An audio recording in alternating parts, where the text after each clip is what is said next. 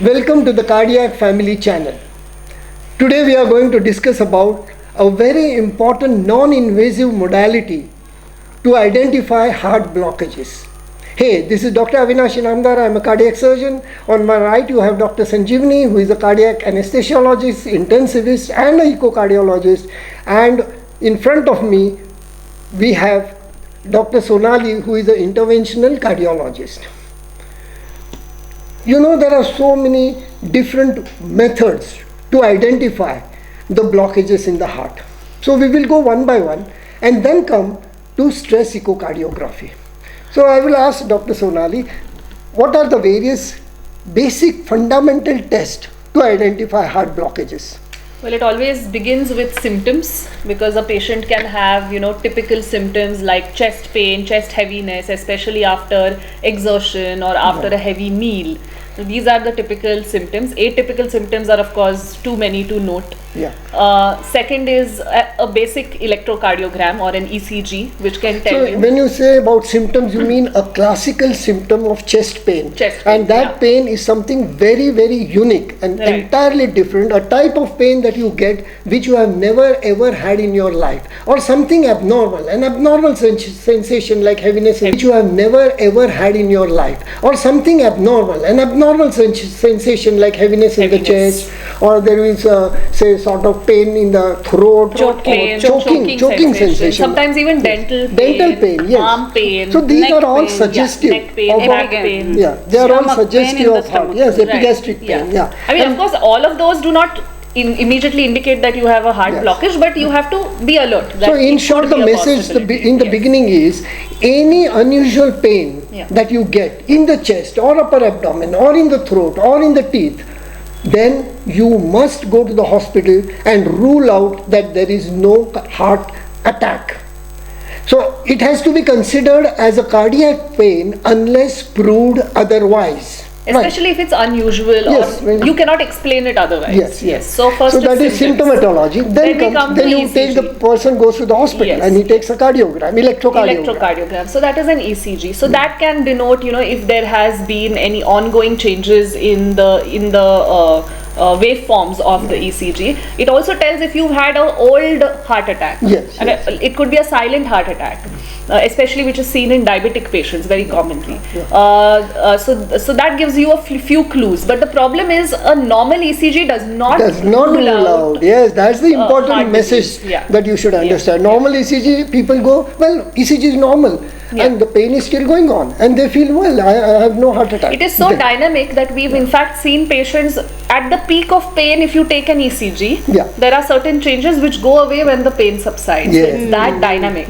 So you got to repeat that ECG after a couple of hours and then you might find changes later on. And then you compare. That's why it's always very important to have all your old ECGs kept together as a part of your historical record, health record. Another important tip regarding saving all the ECG reports, that these are all thermal papers. And they fade after a period of time. So you got to take a Xerox. So one must take Xerox. That is very important. Or take a photograph. That's the easiest thing to do. That is very, very important. Because you have to compare the previous ECG, how the heart has changed from normal to abnormal. So after ECG, what other thing that you would recommend? So if you are suspecting an ongoing heart attack, then of course cardiac enzymes what test? There's something known as troponin test, especially high sensitivity troponin, either troponin T or troponin I, depends which is being used by the hospital.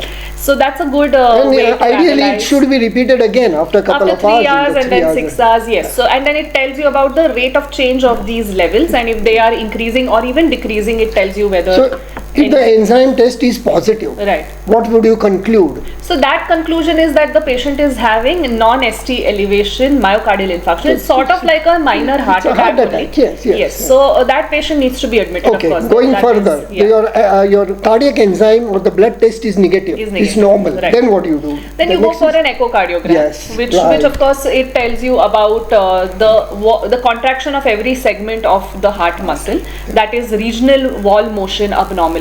If any segments are not contracting as well as its neighboring segments. So it tells you whether the blood supply of those certain segments is decreased as compared to the other blood supply, other segments basically. Anything else that you would see in 2D echocardiography in a patient with acute heart attack? Yes, sometimes the contractility of the heart, which goes was down, previously it was okay, but now it is reduced. Patient do complain of breathlessness because of this. So that is one important finding. Then there is a layer of fluid around the heart. So that is also a sign of inflammation or sign of injury to the heart muscle. So that is also a very important finding. And of course diastolic dysfunction also changes. That is the how contractility or systolic function changes. In the same way, relaxation properties of the heart are also changed. So this is also very important to diagnose. And if it is there, you have to go in the direction of heart attack. Yes, in further investigation. Now, your ECG is normal, your blood test is negative, your 2D echocardiogram is absolutely normal. So, would you rule out a heart disease? No, because this is all at baseline. Yes, basic. So, what is the other test that you would recommend? Then we recommend stress-based stress test. So, TMT, a classical TMT, which is done. Classical TMT or treadmill stress test is a treadmill test in which the patient is asked to run on a belt, and with every 3 minutes interval, the speed is increased and the inclination is increased, and we see if there are any dynamic changes taking place in the ECG during the procedure. And also, in fact, not just during, even after the patient has stopped running, in the recovery phase also we wait and see if there are any changes. Any changes in the electrocardiogram which are suggestive of a heart disease or of a heart blockage, basically. It may not, it doesn't tell you about heart attack. Heart attack would of course point to 100% occlusion. We wouldn't want anyone to get a heart attack on a treadmill, which is very important.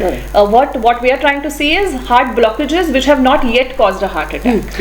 Significant blockages. So you increase the heart rate by giving exercise on the treadmill and increasing disturbing the ratio of demand and supply. So you increase the demand and you see whether the supply is there. Adequate or and not. If the supply is inadequate, you get certain electrical changes in the electrocardiogram. Simple. It's what is called as Bruce protocol. You follow all those and go up to 80 or 90% of the target heart rate and all that.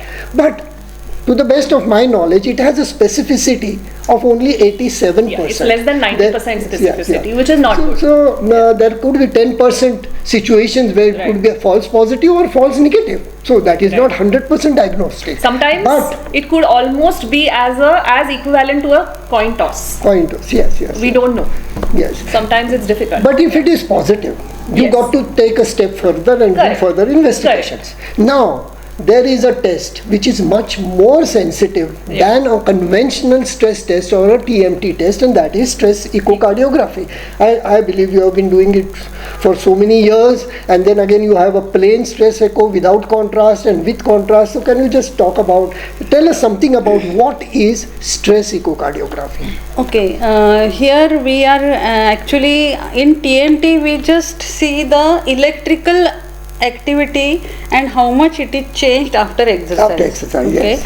But to add to the sensitivity and specificity of this test, the echocardiogram, 2D echocardiogram is immediately repeated within few minutes, 1 or 2 minutes after the exercise. At the peak of exercise. At the peak of the exercise, within 1 or 2 minutes. No, when the 90% target heart rate, 90 or 80%, 85% target heart rate is reached, you stop the test and put him on the table and do echocardiography as early as possible. It is not that easy because the heart is moving in a window period of about 3 minutes. And then there you see beautiful changes if the patient's heart is having less blood supply due to blockages of his coronary arteries, and that is to be caught at that particular within few minutes, and that is the test which is very much indicative that a patient is having some problem. So do you insist? And I can compare this with how we test our car, how the companies of car manufacturer, they test their car on plain road first, and then they take it to the ghats, and then they test the engine. So our heart being the engine, the only engine which is supplying our oxygen to the entire body 24/7. So that engine must be tested against some resistance, against some exercise. Then only one can Yeah, say that's right, whether that's there are any changes or not. Yeah. So- Now, tell me one thing. What is the difference between a non-contrast stress echo and a contrast stress echo? See, sometimes patients are obese or they are having emphysema or sometimes they are too thin also. See, we peep towards the heart through the space between two ribs. Between the two ribs, So these are our windows for echoes, right. okay? Like how we have been knowing other windows now, but these are echo windows.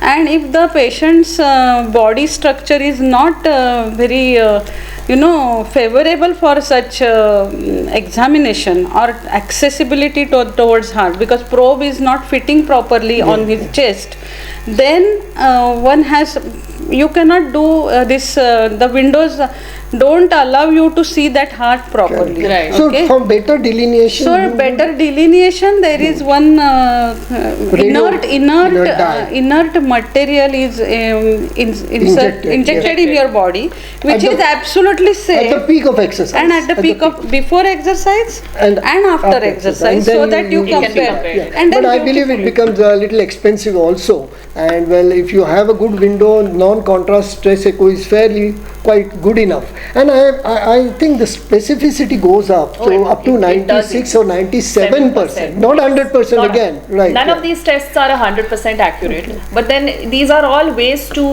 weed out, to find out, Sort of triage. screening of the. No, there is a very commonly asked question, like patients come, they say we are too obese, I can't walk, or my knees are all gone, I've got osteoarthritis. How can I get this stress test done or stress echo done? So then what do? There is something called the main object of this test is to increase heart rate and see and try to increase the demand of oxygen over the heart and see whether heart is able to fulfill that demand. If patient cannot walk and do exercise and increase his heart rate, then there are drugs like dobutamine, which increases the heart rate, and it is quite safe. And you being an anesthetist, you have used dobutamine like water, every day, almost every day. I have been using dobutamine. I know you are not scared at all. And it's a wonderful drug, and it just very safe actually. Very safe, absolutely. And it does tell you ultimately heart rate is increased, and patient is sleeping only. There is no need for the patient from jumping from treadmill, the belt to the bed and all those things. Patient is sleeping, and then we do echocardiography. So I believe this stress echocardiography, maybe with contrast, without contrast, or with dobutamine, it needs a lot of skill and knowledge. This cannot be performed by technicians, isn't it? I mean, technicians are doing it, and then because you need a proper cardiologist to be there to compare the previous echo with the echo done after exercise, and I believe that is a limiting factor. That's why it is not done everywhere. It cannot be included in packages. You can't And include it's a deep study and understanding the physiology of heart, physiology and pathology, both during rest and after exercise. Especially after exercise, the contractility increases. That means it's a normal heart. If the contractility goes down or some segment is not moving properly, that means it is a positive stress echo. Sometimes you get the TMT is negative. There are no electrical problems, but when you are doing an echo after exercise, it shows these figures. Because the movement of the muscles of the heart is more sensitive than the electrical activity. And sometimes if the person has a diastolic dysfunction of grade 1 in the resting ECG, and after stress echo it becomes grade 2, grade 3, that also suggests a positive stress test. Yes, and it can have many other reasons also apart from blockages. Diastolic dysfunction is a whole new topic, which you are completely aware. Which you've talked about. But diastolic dysfunction coming after exercise is one of the signs of ischemia. But of course it points towards a possibility of a blockage. I mean, you have to consider that as one of the differentials for causing it. Others, of course, a stiff muscle. My next question is, how much time would would it require much more time than a normal TMT, or just few minutes extra? Just few minutes extra, because we have to just do it within as early as possible, within few minutes after the exercise. A little bit of extra time, 5 or 10 minutes, a little enhancement in the cost, and you need skilled people to do it. Actually, it is like catching the bird which is flying very fast, you know. So that is an art, and one has to master it by practicing again and again. So Sonali, suppose the stress echo is positive. Right.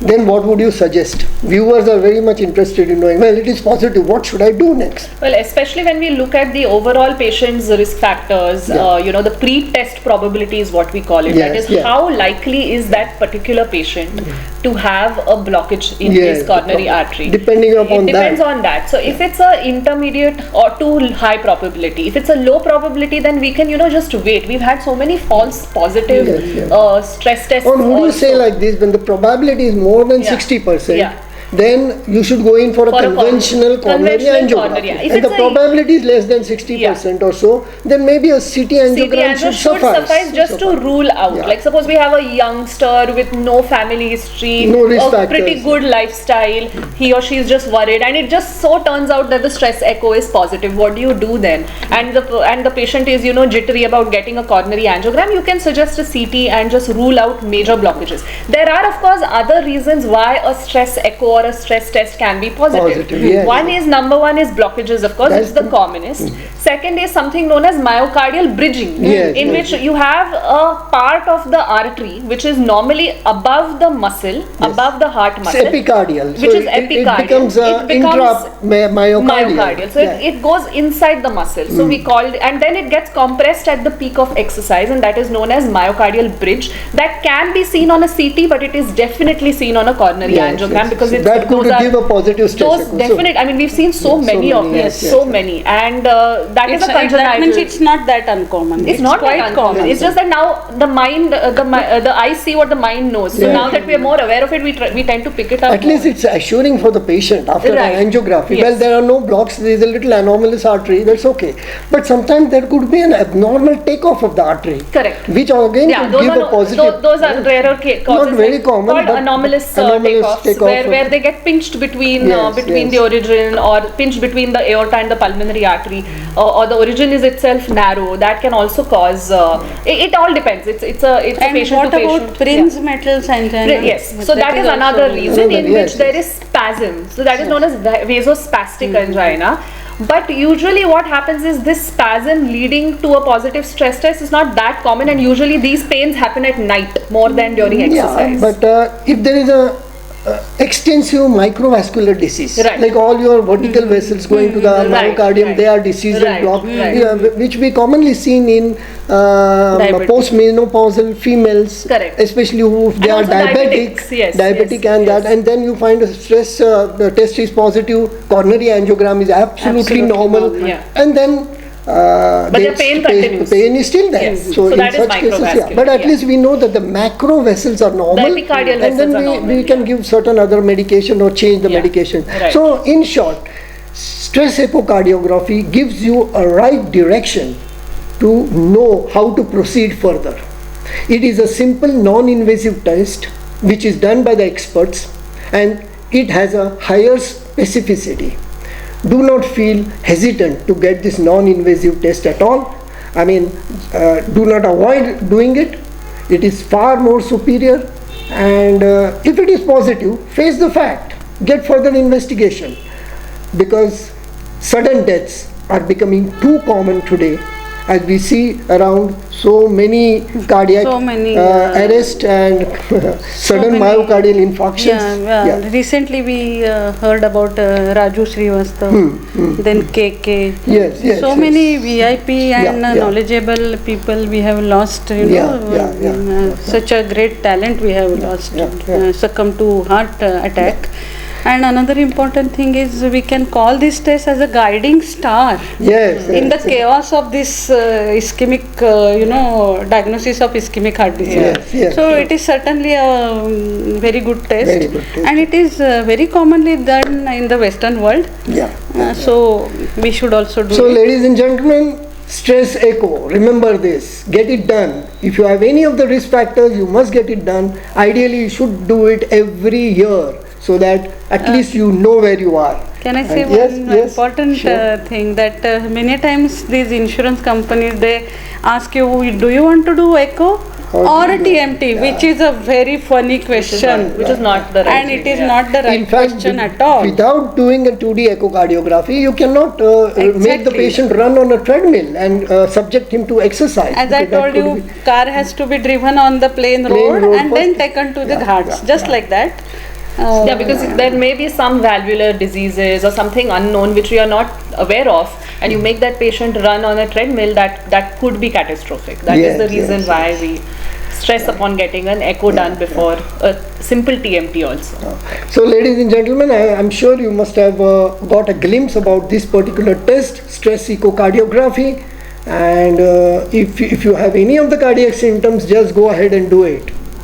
We will be dealing with the other modalities to identify heart blockages like CT angiogram, conventional coronary angiography in the next videos. So keep watching.